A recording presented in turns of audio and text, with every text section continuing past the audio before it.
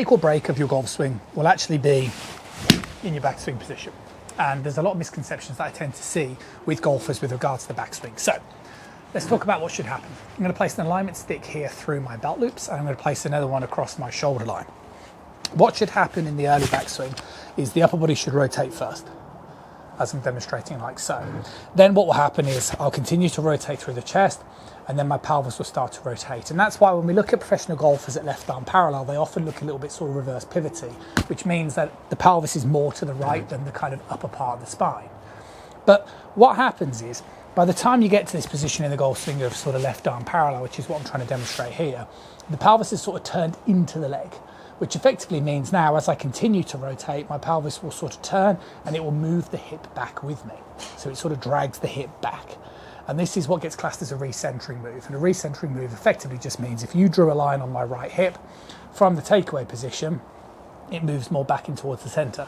But the point that I'm trying to make is this is a byproduct of the correct sequence, okay? Now the issue and the mistake that a lot of golfers make is they start forcing that, okay? So they start thinking, oh, okay, I've got to move in a recentering fashion, which is like this. And it's not that.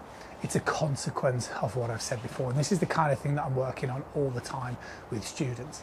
Now, what it should feel like, and I think you're better off doing this, is if we go back to positioning this alignment stick here across my shoulders, in fact I only need the one, is for most amateur golfers, it's acceptable not to turn to 90 degrees.